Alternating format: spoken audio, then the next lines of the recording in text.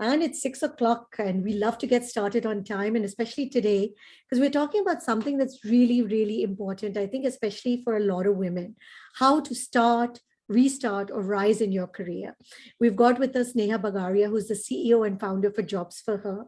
And I know that a lot of you have already heard about Jobs for Her. It's the largest career portal for women, helps you upskill.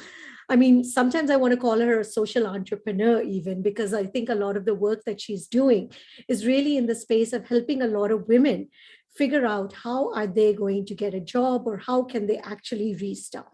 So in this session, we're really going to delve into this, find out what has changed and what has not changed in the post-COVID world, and how women can leverage the new opportunities in the new normal. As I said, that Neha is the founder and CEO of Jobs for Her. It's the India's largest platform to accelerate women's careers. They've worked with over 2 million women, 7,500 plus companies, 1,000 plus mentors, and 500 reskilling partners across India to enable women to start, restart, and rise in their careers. She's been listed in Forbes India W Power Trailblazers list of 25 groundbreaking women achievers as a game changer and innovator who is shattering stereotypes, and was also featured by Deacon Herald as the 19 change makers to watch out for in 2019. She's also been featured as the 10 most impactful women in tech 2020 by Analytics Insight. So many accolades, but what can I say is that this is an amazing opportunity for all of you to really get a look at what the career, how to get a job really from the inside. And with that, I welcome you, Neha, to Sipping Thoughts. It's so good to have you here. Hi, Sukirti. Thank you so much for inviting me. It's a pleasure to be here. Now, Neha, I know you introduced me to a new term, and a very nice new term called the career puzzle. And I know today you're going to take us through this. So, usually I ask a couple of questions, but I'm so intrigued by this concept of career puzzle that I'm going to hand it to you because we want to understand what's the career puzzle. Sure, absolutely, Sukirti. So, in the last 6.5 years of running Jobs for Her, we've realized that the way to accelerate your career is a pretty complicated way. It's not just one thing that you need to get sorted in order to be able to get that career success. And which is when we realize that it's more like solving the different pieces of a puzzle and putting them together. I'd love to share a little bit about that with all of you, and especially to kind of tell you about how those puzzle pieces fit together for my own career, by which I'm sure you'll be able to figure out how it fits for you as well. But before that, Neha, let's ask them, what do they think are those key pieces of the career puzzle? Would love to hear from them, if they have thought about, because, most people think, okay, it's just a degree that you need and the willpower. But are there other pieces that you need to come together? Would love to hear from all of you. That what do you think makes up the career puzzle as Neha takes us through it?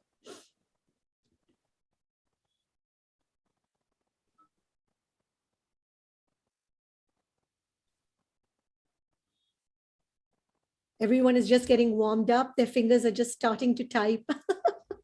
Yeah, no, that would be great. And it would be lovely if you can keep sharing your ideas and thoughts also on the chat. And we'd love to, start getting those brain cells thinking about what is it that you need to solve in your career puzzle to be able to get there. I like what Dr. Vandana is saying, right time and right place. That's also part of the career puzzle.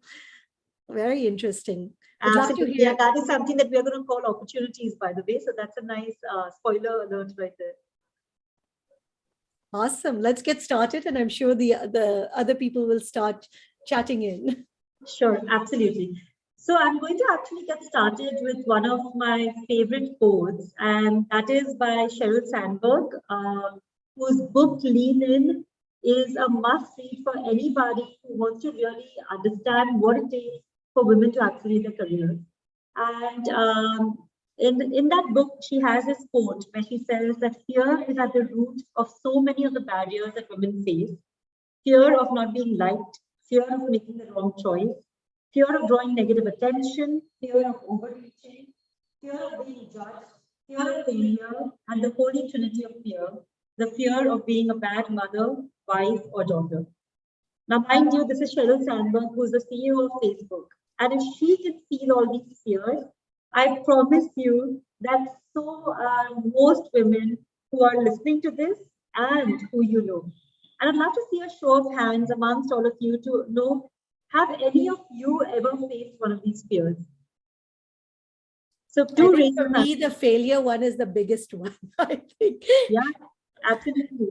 And I see a lot of hands being raised for others also who felt some of these fears in their career. Well, I have to tell you that when I read this, the reason why this quote resonated with me so much is because I could relate to every one of these fears at some point during my career. And for me, I think the biggest thing that started off this journey was really inspiration. That is when I started noticing what's happening with the careers of so many amazing, capable, talented women around me who had stepped off that career Ferris wheel to take care of their families and then never managed to get back on.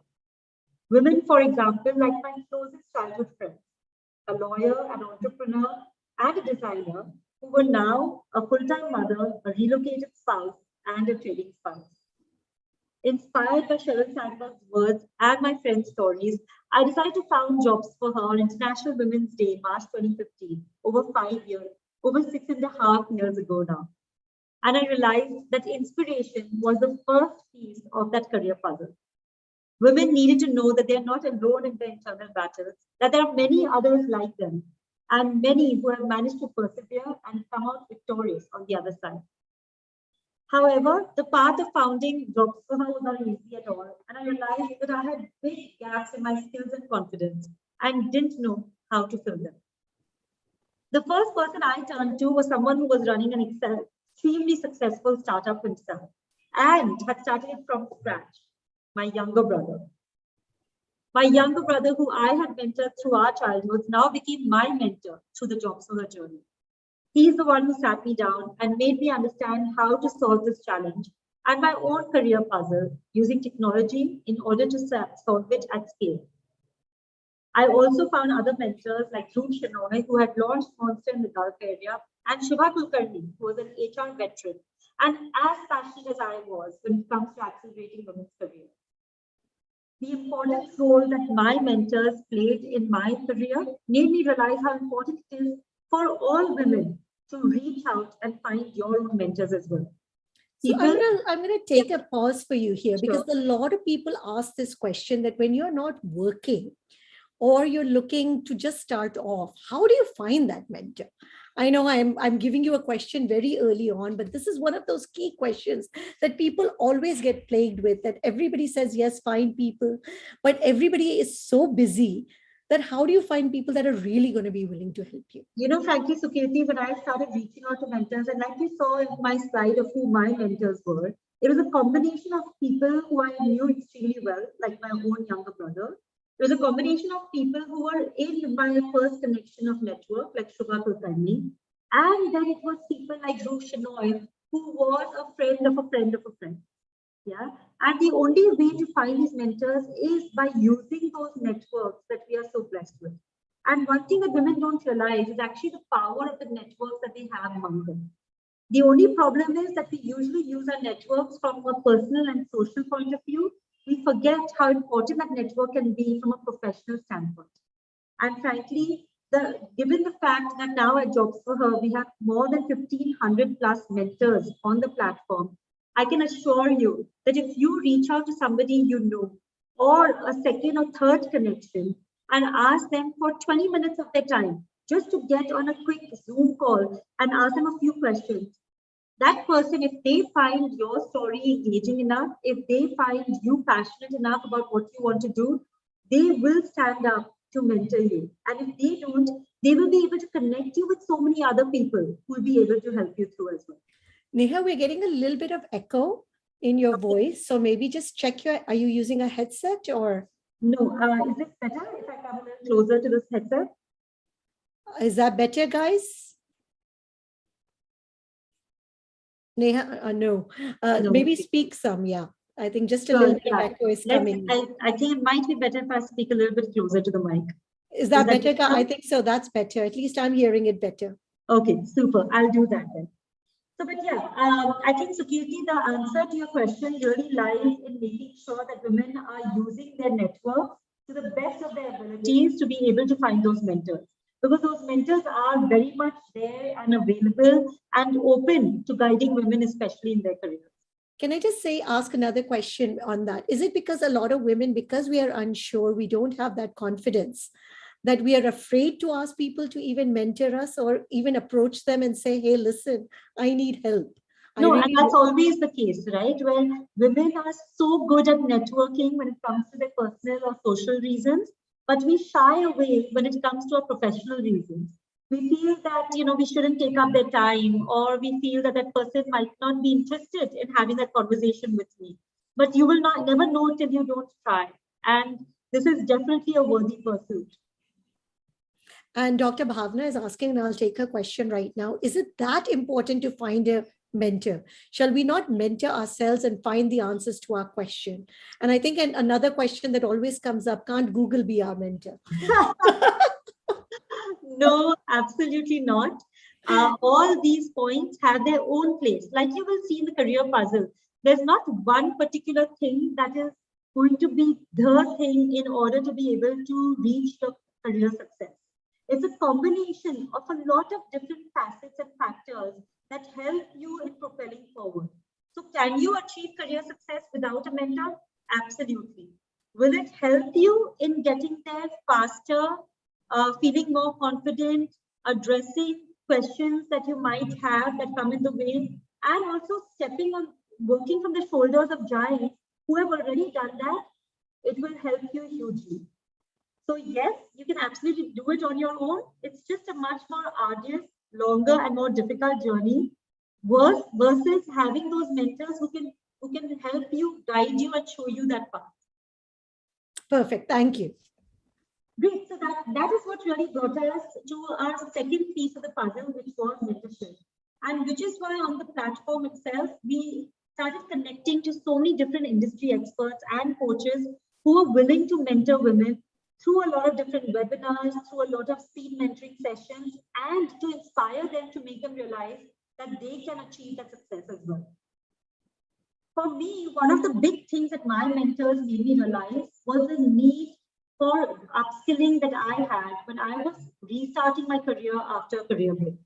Neha, just sorry, I have another pause. The voice is not clear. So I think. Okay. So let me just find some headphones and get back. Okay. Yeah, sorry about that. All right, no problem. Just 1 second. Till then, would love to hear all of your questions. Please do put them in, because I also do feel, I think this is the most challenging part. And the reason I'm saying it is because even me, when I think, okay, you know what, I want to ask somebody for a job, I feel like I need to put myself out there. And even asking somebody for a mentorship is like almost putting yourself out there. I don't know how all of you feel about that, but would love to hear your thoughts on that. And how many of you have actually taken a mentor?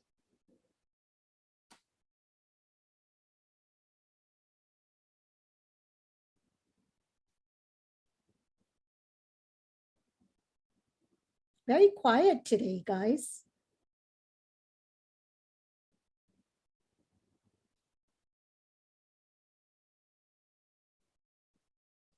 For people just joining us, give us a minute. Neha is just getting some headsets. Yes, it is like a jigsaw puzzle, Vandana says. And Sarika says, for me, it was not easy to find the right mentor. I totally agree. It is not easy to find the right mentor. And, but that is a quest, I think, that goes on. And, I've talked to many, many women, and they say that this actually helps because all of us sometimes we need a holding hand and a helping hand. Kirti, I totally agree with you. And Kirti is saying that she has not taken a mentor yet. I am anxious to even contact them. And I will tell you, this is the biggest fear. Me too. I mean, and my brother said it very well. He says, if we just start leveraging the network that we have, it is what corporates pay millions of dollars for, is what we all possibly have on our fingertips, in our friend circle, in our family. But we are so reluctant to ask them. Go ahead. Absolutely, Sukirti. Is Oh, this much better. Yeah, Awesome. guys, much better. The sound. Intimidated. I totally agree. But would love to get a sound check from everyone before we move ahead. Yes, yes. Let's go ahead, Neha. All right, super.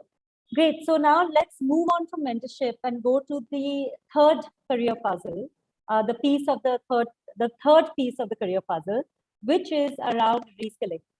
Yeah. And when I was restarting my career after taking a 3.5 year break from my career, I realized that the world had changed. And if I wanted to run a tech startup, there were a lot of new skills that I had to pick up. And mind you, I had completed my graduation in finance and marketing from Wharton. But the kind of marketing that I required at Jobs for Her now was very different. And that's why I started reskilling myself. I read books like Lean Startup. I signed up for online courses like Google Analytics. I attended workshops on digital marketing and pretty much attended every masterclass that was offered by Microsoft Venture accelerators and time. I was there. I was absorbing all this new knowledge and updating my old knowledge like a sponge.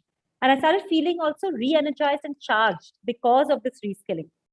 I was also amazed at how many learning opportunities were available because of that online world right at your fingertips from the comfort of your home and in every bite sized instructor led self learning format that you could possibly want. And that is why we launched the reskilling part of the platform, by which we got these different course providers, experts, assessment trainers, all of them on the platform, so that women will realize that no matter what you want to accelerate your career in, there is enough reskilling and upskilling available for you to be able to get on that journey. All right, so now I had my mentors in place, I had my inspiration, and I had my reskilling. Now we had to go out there and find those opportunities. What we did then to find those opportunities was put together a small team, 5 of us working from social at Church Street, and started knocking on all those doors of those companies to open up jobs for women on a break. And this is very similar to what every individual needs to do in their own career journey, which is go and knock on those doors. Stop holding yourself back and thinking that this person might not want us. When we started calling up companies, we were told by enough and more companies that they did not want to hire women, they did not want to hire mothers, they did not want to hire women on a break. But we also managed to find those companies that wanted to. And when we started Jobs for Her, we started with about 20 companies on the platform. And today we have 7,500 companies across India. And I'll just take a little break there because a lot of people think a lot of companies don't want to hire women that have taken a break. But you're saying there's 7,500 companies out there that are looking for people that have taken a break. Yeah, absolutely. And so, Katie, that's something that we made very clear to them from the start. Yeah, because when we called them up and told them that this is a platform for women returnees, and they said that they did not want to hire women returnees, can we help them find other talent? We told them, you know what, you will be losing out if you're not hiring women returnees. And the big change that we managed to do was in changing the mindset of these companies to make them realize that hiring women returnees is not a social service that they are doing. Hiring women returnees is actually great for their bottom line because these women are coming with a huge amount of experience, very great capabilities and qualifications. They are extremely recharged and they want to prove themselves again. And the clincher is that they have no notice period. They can join you immediately. So we really focused on the positives that women returnees bring to the table. And I think that was a big game changer because companies realized that this is good for business and companies are here for business.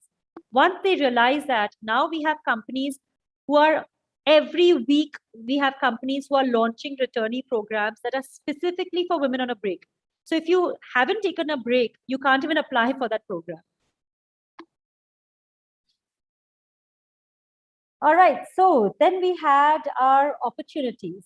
But another important career piece that we found was the support that I had through this journey. And I've realized that no matter what we say and do, that support is very critical when it comes to accelerating our careers. For me, that support came in the form of my father, who basically brought up his son and daughter with the same career ambitions and the same expectations from us, and from my husband, who really is a true life partner, like Sheryl Sandberg says. But but as I started seeing the journeys of so many women in my team, so many women on the platform, I realized that that support doesn't only have to come from your family or from your close friend circle. There are so many different avenues through which women can find the support that they require for their careers. That support could be from your colleagues, it could be from your neighbors, it could be from your children's friends' parents, it could be from your old classmates. Whoever that might be, it's extremely important that we reach out and ask for that support and stop trying to be super women and martyrs. Because at the end of the day, martyrs are dead. We want women to be alive and kicking and realize that they don't have to do this alone. They can reach out for the help that they require when they do.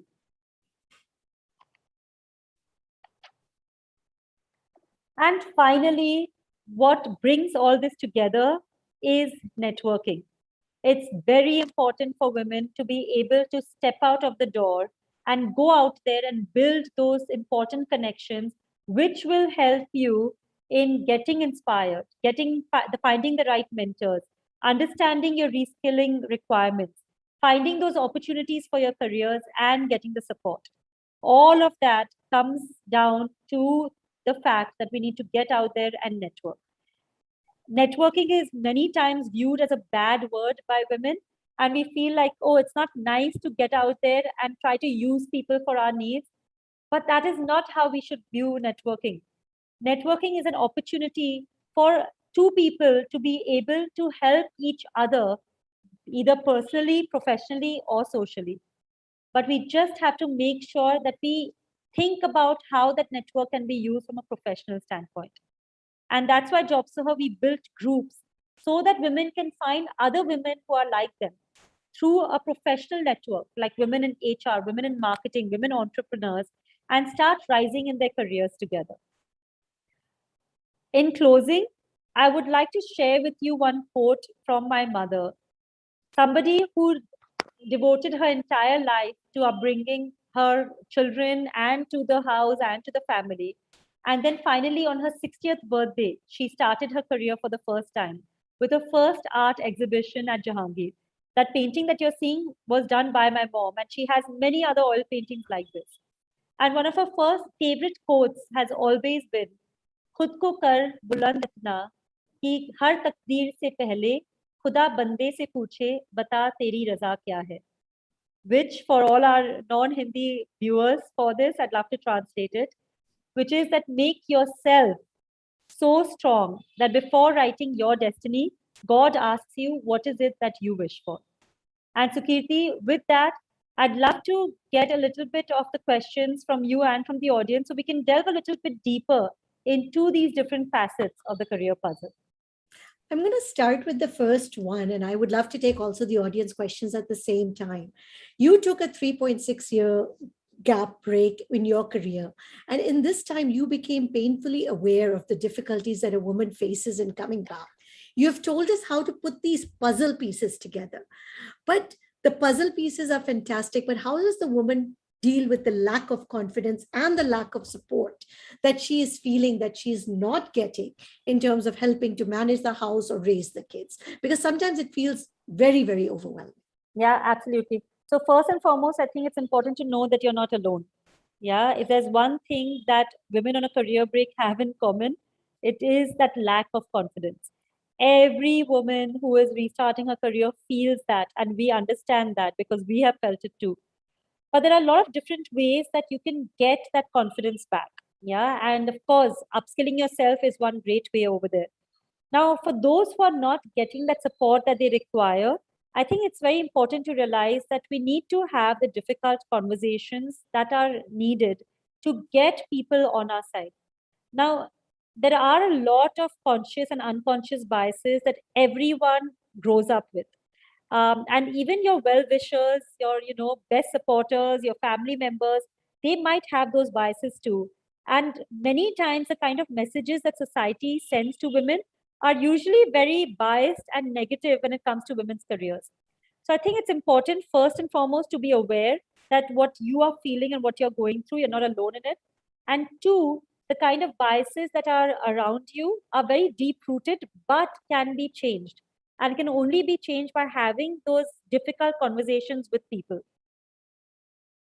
And one of the things that comes up is when you've taken such a break, a lot of people don't even know how to figure out what is it that I want to do. Yeah. So you're always challenged with that fact that, yes, you feel that, okay, now maybe my kids are old enough, they're ready. And we hear this question quite a lot. Women that are maybe in their late 30s, early 40s, kids are ready. I want to go back, but what do I do? Yeah. No, this is very common as well. And especially because the thing is, once you've taken a break in your career, you've had a chance to actually pause and think about what is it that you really want to do. And many times it might be different from what you were doing in the past. Yeah, also, there might be different boundaries around the time that you have to invest in your career now. There might be different boundaries in terms of location. There might be different responsibilities that have come into your life when you're getting back to work. Now, keeping all of this in mind, I think it's very important that when you look at your 3 C's, you try to keep one of them constant when you want to get back to work. So either it could be the city, or it could be the competency that you're working in, or it could be the changing the kind of time and venue that you're working in. So supposing you were a marketing Please professional go through earlier. those 3 C's again so that everybody understands what are the 3 C's, and so that I think that's a great way to start thinking about this problem. Sure. So one is the competency. Yeah. So exactly like, so it's, for example, if you were a marketing professional earlier, it'll be great to get to stay in marketing even now, even though it might be a complete different city, or I mean, even though it might be a complete different industry that you'll be working in today. Second will be the city. Yeah. So if you would have built some sort of a network in that particular city that you were working in earlier. And the third will be the kind of sorry, I'm forgetting the seats, but actually the kind of domain that you were working in earlier. So for example, if you were in pharma, but you want to, and you were into, say, testing earlier, but you want to move into research now, it will help to stay within pharma. So keep your industry constant, or keep your functional area constant, or keep your city constant. It will help you a lot in your restart journey if you manage to do that. And I'm going to take a question from Ritu right now. So most of the discussions are around women coming back to work after maternity break who are usually in their 30s. But there are many women who have taken a break, maybe due to kids, education, or parents' health. And these can be in the 45 plus age group. How comfortable are companies in taking these women back that maybe have had more than a 5-year or a 10-year gap in their career? Again, I mean, so of course, the longer your career break, the tougher it gets to get back to work. But it is not at all impossible. Yeah, over the last 6.5 years at JobsForHer, we have seen women getting back to work after a 6-month break to after a 15-year break. And it is absolutely doable. In fact, we just had our Her Rising Awards on Saturday, where we had one of the award categories was for women restarters. And one of the women who won the top 3 women restarter award shared her journey of restarting her career after a 15-year break at the age of 48. Because at the age of 45, she wanted to get back to work, and she decided to upskill herself by taking a program in data analytics from IIMB. After she took that program in data analytics and upskilled herself, she had a plethora of opportunities waiting for her. Because finally, at the end of the day, what really matters is the skills that you're bringing to the table, not how long your career break, or why you had taken a career break, or what you were doing prior to that. What matters is what you can do for that company today. So we've got to stop caring and thinking about that career break and just get the right skills that are needed to get back. I'm going to ask this question because, in corporates, a lot of people feel there's this ageism bias, right? Generally. that as you get older, you become less relevant, and it actually gets tougher. But when you're talking about this lady about that is 48, but how common is that? Because as people are approaching 45, 50, 55, because people, I mean, we're also being told that please plan for your third career now already. Yeah, no, absolutely. So a lot of this, Sukriti, is changing. Yeah, these are all, I mean, and change is not going to happen overnight. Change is going to be a slow process. Luckily, I think the pandemic has really moved this change forward drastically. Yeah, because today, with everybody working from home, everybody needing flexibility, suddenly, things like ageism, it's not relevant anymore. Because it's supposing a mother needs flexibility, even a millennial needs that flexibility. Yeah. And suddenly everybody is now judged on their capabilities and their skill sets versus whether they can hang around the water cooler and talk about their favorite rap singer. So I don't think age is as much of a barrier in people's minds as it was earlier. Okay, because this is, I think this question is coming up quite a bit, because I think a lot of people feel that, okay, maybe mentally and society wise, we've dealt with the 30 to 40s, but we've still not dealt with the huge amount of population that is 45 plus. Then how do we get them back to jobs? But we will come back to that. But I want to ask another question about the female brain drain. And we'll come back to the societal expectations. And this is one of those questions that always come up, and the big joke that please send my husband to work, that is very much trending right now. Please send him to the office so that actually I can actually get some work done. But Indian workforce participation, the rate of women returning to work after a career break is sharply declining, and it's declined even within this year. And I think this is the report that you guys have put out, that the pandemic actually is making it even tougher for women to return back to work. Can we talk a bit about that? Yeah, absolutely. So, Sukriti, we see a short-term trend and a long-term trend over here. Yeah. So, in the short run, the pandemic has definitely made it actually tougher for women because earlier itself it was difficult to juggle multiple responsibilities. Now, suddenly, there's no physical boundary between those multiple responsibilities, right? Your in-laws are at home, your husband's at home, your kids are studying from home, and you're managing your work from home. Versus at least when you were going into an office, you were out of the home. You could get to the office, do what you needed to do, and then come back home. And with the kids working from home has been really, really difficult, especially on mothers.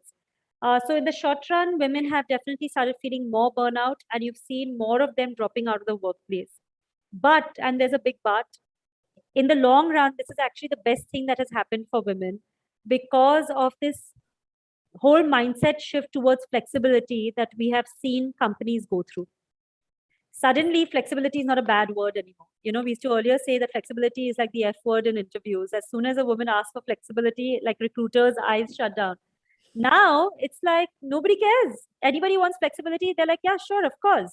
Because everybody's asking for flexibility now, and people have realized that just because you give flexibility doesn't mean that a person is not being productive or that the work ethics are bad or they're not going to be able to get their work done. So yes, in the short run, it's been very difficult for women, and you are seeing less and less women in the workplace. But we are hoping that, similar to actually after the world wars, America saw a big increase in their female participation, just because when the men were out there in the wars, the women started getting into work. And even when the men returned, women still enjoyed being at work and getting that financial independence. We are really hoping that that is what will happen in India as well, that post pandemic, you will see a big jump when it comes to women participation in the workplace. But again, all the change that we're talking about is not going to be overnight. It's going to be slow, and it's going to take a generation to be able to see really big impact. Now, I'm going to ask another question, and Ritu is also saying this. I don't agree with you, Neha, so I'm going to push you on this again, because the 45 plus generation feels that, yes, lots of strides have been made for women that have 5+ years or, within that sector. I would say 5 to 7 years, but women that have been maybe out of the workforce for more than 7+ years really need to do something extra. And I think that extra comes in upskilling or getting a new degree. What do they need to do to get back to work so that we actually attack this devil in the room. Yeah, no, of course they need to do something extra, Sugiti. And like I said, the longer your career break, the tougher it is to get back to work. Yeah, and I mean, there's no denying that. But what we're seeing is it's not impossible. And we've seen enough and more stories of that in front of our eyes. And that extra that they do is usually two things. One is upskilling yourself so that you have the skills that are required in today's day and age. Because at the end of the day, an interview is a negotiation. Yeah, you need, and it is a sale. You need to be able to sell your capabilities and show a company that you're going to be able to help them solve particular problems and get the task done. Two, that is that confidence building. When a woman steps into an interview on a back foot, if she is on that back foot and thinking that she's not going to be able to get that job because she's got such a long break, or she's not going to be able to get that job because she's of a particular age, as soon as you showcase that to that interviewer is obviously going to doubt it too. So in fact, at JobsForHer, we have started something called Profile Plus, where we've started making women realize that the kind of life experience that you bring to the table is also something worth flaunting about. Instead of trying to hide the fact that you might have two grown-up children, you should actually flaunt it. That, by the way, I'm also a mother to two children who are this old, and the kind of skills that I have picked up from that journey are going to be invaluable to my job because of blah, blah, blah, blah. Or I have taken a break because I had to take care of an ailing parent or an in-law. And the kind of skills that I picked up from taking care of that ailing parent are going to help me in my job because of blah, blah, blah, blah. Yeah. So I think the way we sell our story is extremely important. And things like skilling, mentorship, networking that we spoke about will help you get you that confidence required to sell that story. Now, I want to talk about this because I think this was something I really also liked when I was talking and stalking you, I would say, on the Google and trying to find out everything about you. And somebody has asked this question because typically when they think that they've come for a career talk, we're talking about tech companies, we're talking about large companies. And somebody is also saying that I searched for non-technical positions on JobsForHer, found very less. Can you suggest companies, please? Upskilling is also not free and courses are expensive. Where does one get a mentor? So if you're not in the tech area and that is not really the domain that you want to pursue, how does one go about this? Well, so absolutely, you're very right in your observation that there are a lot of tech jobs on the platform. Yeah, that's because there are a lot of tech jobs everywhere right now. Every particular industry, not just tech, but banking, retail, manufacturing, pharma, FMCG, all of them are hiring in tech. And that's a big shift that happened because of COVID as well. Because companies are digitizing themselves left, right, and center. Yeah, everybody has overnight, there was a WhatsApp forward that said that what led the digital transformation of your company? Was it your CEO? Was it your CTO? Or was it COVID-19? It was COVID-19. Yeah. And we saw that huge shift happening on the platform where suddenly most of the jobs that companies are in demand for are in tech. That being said, that doesn't mean that they're not hiring in non-tech as well. There are plenty and more jobs in marketing, in finance, in operations, in strategy, in management, in data entry, in all those facets that are also available on the JobsForHer platform and across all the other platforms as well. So please don't get daunted by the fact that you're seeing such a plethora of job opportunities in tech. Yes, there's a high demand over there, but that doesn't mean that there's no demand for non-tech talent. I mean, we still need talent for all the other functions that are also growing as well. So that's one. Second, when it comes to courses, yeah, the upskilling part. Of course, upskilling is not free. Why? So there is enough, by the way, there is enough upskilling that is free as well. Yeah, if you go to YouTube, you will find a lot of courses out there where you might not be able to get the certification, but you'll be able to get the knowledge. Yeah. But if you're looking at showcasing that to a potential employer, it is absolutely worth putting that amount in to upskilling yourself, getting that certification, which will land you that job that will give you a extremely high ROI on that investment that you made in upskilling yourself. So yes, you can find enough upskilling that is for free of cost, where you will get the knowledge, which is extremely important. But if you want that certification to show on your resume to an employer, it is absolutely worth making that investment. No, and I'll Yeah. also say, I mean, I don't know, this is anecdotal evidence, but I will actually get your view. A lot of people are telling me this is also maybe some of the best time to look for a job, because actually so many companies now that are coming back, returning, are looking at the type of talent that they need. What are you seeing, Neha, out there? Because you run one of the largest job portals. So No, what are you seeing in terms of demand? we are seeing a huge demand. So last April, May, June, when COVID, the first wave of COVID hit, like companies literally froze hiring. Yeah, we saw companies laying off people. We saw them doing hiring freezes, pay cuts. It was a bad scene. But after July onwards, once companies realized that, hey, how, like, many industries were badly hit, and some industries are still not recovered. Yeah, I mean, industries like your travel, hospitality, they are still badly hit. But when it comes to other industries, they saw consumer demand coming back. And as consumer demand came back and sales came back, they had to actually make up for lost time and suddenly hire even more. Also, India as a low-cost center has become a huge source for talent for the rest of the world, especially given the fact that everybody is working from home. So the kind of demand for talent that we are seeing in India now is actually higher than pre-COVID times when it comes to tech jobs. When it comes to non-tech jobs, certain industries are still badly hit. So the demand over there is very low, but there is enough and more demand for non-tech talent too.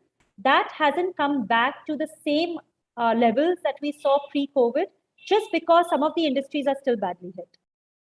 Okay, Vinodini is asking, are there work from home jobs available for returnees in the pandemic? Is it a good time to start the career in the middle of the period because everyone is working from home? Are employers willing to take returnees in the pandemic? Yes, absolutely. Yeah, I mean, that's the huge shift that we saw thanks to the pandemic, which is work from home jobs. Earlier, it used to be, I mean, we always had work from home jobs on our platform from day one because we knew the number of women who were looking for them. But it was a tough time to convince companies to open up work from home jobs on the platform. Today, not just startups, but even large MNCs have actually carved out roles which will stay work from home.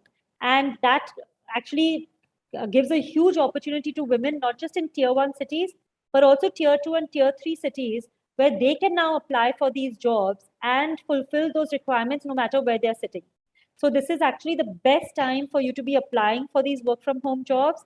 And yes, again, companies are very open to getting women returnees back. I mean, that is a huge shift that we have pushed in the last 6 years. And especially if you apply for a returnee program, the chances of getting in are even higher because those programs are specifically for women on a break. Now, Ritu is asking, and this is the $1,000,000 question. I mean, a lot of people ask. So that when the interview, when you are asked, okay, tell us about your gap years. What did you do in your gap years? And Ritu says, I don't think any interviewer is interested that what you learn taking care of ailing parents. Life is not rosy in the job world, especially when you're going for that interview and you're asked those tough questions about what is this, what is your skills?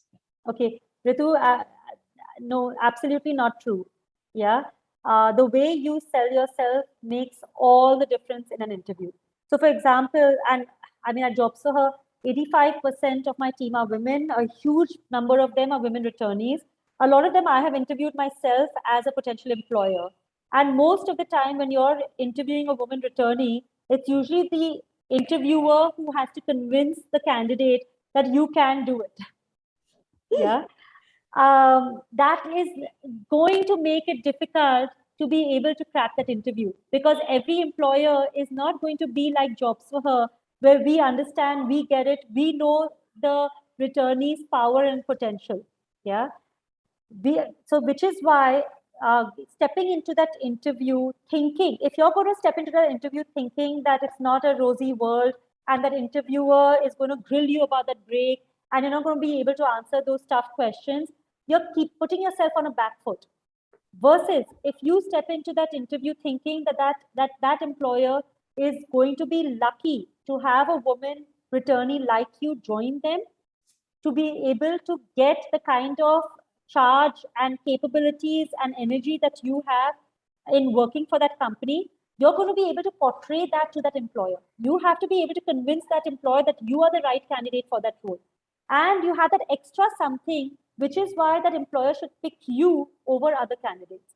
So first and foremost, I mean, there's a lot of work that we have done when it comes to sensitizing companies about the importance of hiring a woman returnee. But again, we have 7,500 companies on our platform. There are lakhs of companies in India. Yeah. So it doesn't mean that every company that a woman returnee goes to is going to be like gung-ho about getting a woman on a career break there. That's the reason JobsForHer exists, because this is a problem. That's why we started this. Yeah. There will be enough interviewers and employers who will, first of all, who will not even give an interview to a woman on a break. Forget actually, taking that person in. Don't waste your time. Okay, don't not beat yourself up thinking that you are not capable because of what somebody else thinks. There will be enough employers who realize that that break does not mean that you have lost your capabilities. It does not mean that your brain has gone away. First of all, do the proper research to find those employers who are women friendly, who are attorney friendly, and you will find, by the way, those employers hint on JobsForHer. Yeah. Secondly, when you go to meet that employer, go with guns blazing. Yeah. Go and sell your capabilities and go and sell all your skills. And the way you portray your skills, talk about your break with full confidence and talk about how that employer is going to gain from that break. So yeah, absolutely. Please put these, and you will, of course, kiss a lot of frogs before meeting meeting your prince, right? There will be employers who you will not be able to convince. Forget it. Move on. Go to the next job interview. Yeah, and try again. Now I'm going to come to the $1 million, another question. With all this AI, all this stuff that's happening on career portals, right? Everything is done through some kind of a filtering system. How do you even get the interview? I mean, are there even women feel that they're just kind of blocked at the first level when people see, okay, there was a huge gap in the rest? So actually, frankly, all the AI and all the filtering and all the tech that is happening in the recruitment world is actually good for women on a break. Yeah, because it takes away a lot of the human bias that otherwise was making people not even give that woman on a break a chance. Yeah, for example, one of the tools that interviewers use a lot now is an assessment. Yeah, so it could be a technical assessment, it could be a non-tech qualitative assessment. But a lot of the times, their first way of filtering candidates is by asking them to go through an assessment. Now, that's great because that way you can get to showcase your skills without having to explain to someone why you took that break and are you ready to get back to work and how are you going to be able to manage now. Yeah. Second, all the filtering and everything that happens, these are easier ways to crack the system, right? You need to figure out what are the main keywords that are important for that recruiter. And you need to make sure that you're highlighting those keywords in your resume, in your profile. Third, in this online world, it's extremely important that you're building that right brand for yourself. So that when when a prospective employer is actually researching about you, that person should feel impressed by the kind of profile that you have. Okay, for example, if you're a designer, if you're a coder, being available on GitHub or having your a design portfolio put out there. There are so many more ways for you to showcase your work than just having that human bias of checking out a resume. So use these new recruitment tech trends to your advantage, actually, instead of thinking that it's actually going to make it worse. No, very well said. So I'm going to take some more questions. Bijal says, with kids at home, it's really important for companies to carve out 4 to 5 hours part-time jobs and have proportionate pay. But the matter of fact is that you're completely at home at 1 or waking up or working 10 to 12 hours and struggling to manage home and work.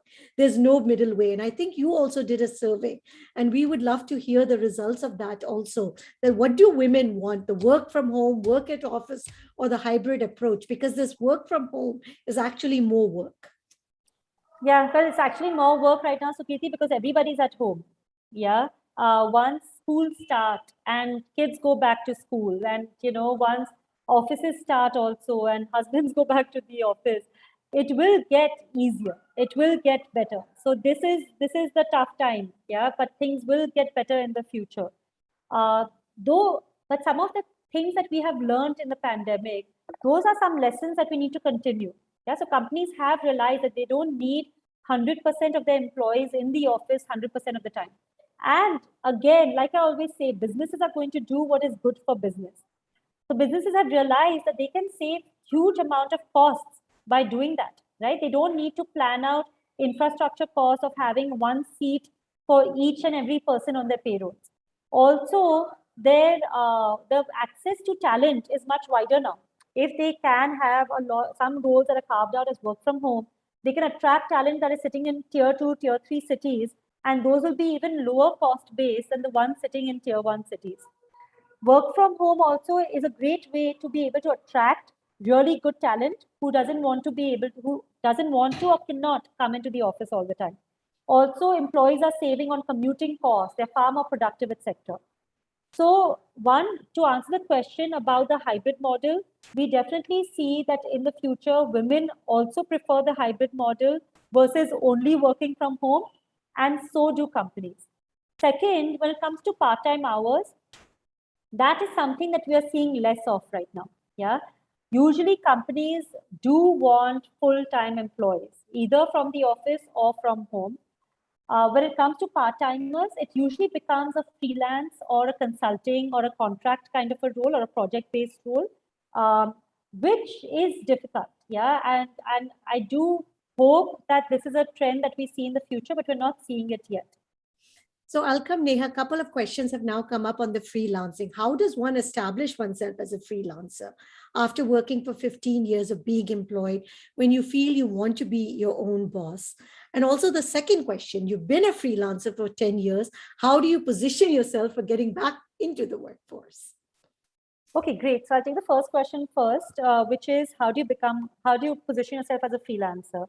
Well, again, the kind of network that you would have built if you were working in the same area for all those years, you reach out to all of them, like unashamedly, and tell them that, hey, you're freelancing now. And that if they have any particular projects, short-term projects that they would like you to work on, any additional staff that they don't want to hire a full-time resource on, you'll be happy to take that. And you start building your portfolio like that. And as you build that portfolio, branding yourself online is extremely important. Really showcasing your work in the right forums. Yeah, joining those groups on LinkedIn, joining those groups on JobsForHer, putting yourself out there so that you'll be fresh on the mind when people come across any such needs. They will think about taking it to you. And of course, reaching out to businesses constantly, sending out those cold emails, not being afraid or saddened by any rejection. You will have to continually be there to build that business prospect.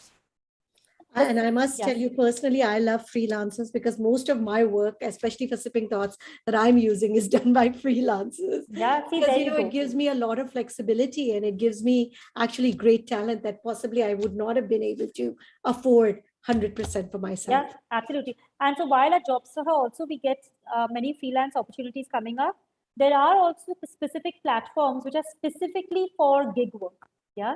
And those will be great platforms for you to be active on as well, like Flexing It, for example. They have a lot of flexible projects that are constantly being listed over there. So again, lots of opportunities in the online world. Get active there. So go ahead. The second part of the question was if a freelancer wants to return into regular employment, yeah, what do? Again, showcase your skills. Okay. There's obviously no hiding the fact that you were a freelancer. Let's not try to spin a different story around it.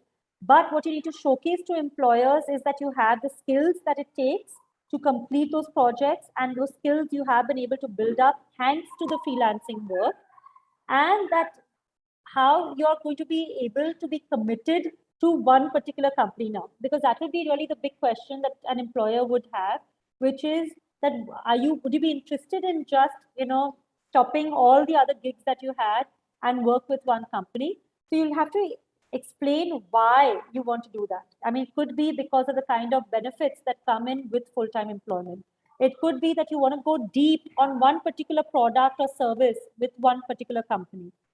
So make sure that you have that story correct, and again, go and sell well.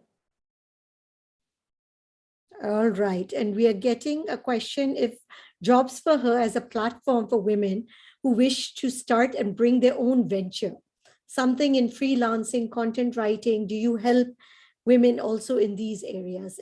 Women that want to, and I think that's one of the questions that, of course, great finding a job in the corporate sector, but what about helping women that want to be entrepreneurs and start up on their own? Yeah, that's a whole different problem set that we will get to at some point, but haven't been able to yet. Right now, we are actually connecting women with employment. The two areas where I can suggest would be useful for women entrepreneurs is from a networking point of view. So we have different groups on the platform. We have one group for women entrepreneurs where women can network with other women entrepreneurs to help build their business. And we also have a club called the Herky Club, where we have a lot of senior women professionals as well as women entrepreneurs who are networking with each other, building those businesses together and learning and growing together. But yes, one day we'll be able to go deep in figuring out what are the different problems that we can help solve for women entrepreneurs as well. Excellent. And do you also do a lot of career counseling? Yes, again, on the platform, we have a huge list of different career counselors. So the way our model works is it's a connecting platform. We believe that if we can only connect women to all that is already present there when it comes to opportunities or jobs or reskilling partners or mentors or career counselors, they will be able to then take that step forward for their careers. So if you go to the reskilling platform, you'll be able to filter and see a huge list of career counselors and reach out to them. Now, if anyone else has a question, please do raise your hand. Would love to unmute you. I know I saw so many questions. Sorry, I did not unmute people because I wanted to get through as many of them as possible. I guess we might have time for one last question, Sukriti. Yeah, I'm just seeing if there are any questions that I've missed. Great. But I think we've kind of captured them all. So thank you, Neha. I think we've gotten it straight from you. Any last tips for women that are looking to now rise or start their careers back? Because one of the things is we've talked a lot about starting and getting restarting, but how do you rise? Because a lot of women are also feeling stuck at the current level that they're at. Yeah, absolutely. And Sukriti, for that also, I will go back to the career puzzle. Yeah, because every piece of the career puzzle that we spoke about is actually applicable to a woman, no matter whether she's a starter, restarter, or riser. So if it's a woman who wants to rise in her career, she needs to find that inspiration. She needs to understand what her why is. Yeah, it could be where does that ambition come from? She needs to constantly hone into that ambition when the going gets tough. She needs to be able to have good mentors who are guiding her in her particular area. She needs to constantly upskill herself because things are changing so much, she doesn't want to be left behind. She needs to be able to find those opportunities and go and look for those opportunities which will help her in her career promotions. And she needs to be able to network in order to be able to take her career to the next level. So all that is applicable to women risers as well. Now, a couple of questions that I will ask because networking has become very difficult in the virtual world.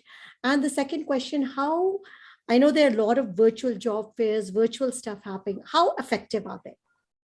Well, so I mean, there are pros and cons of everything. And we just had our second virtual Her Rising event. And before this, we've had 4 Her Rising events, which were physical. So I can definitely see the big difference between them.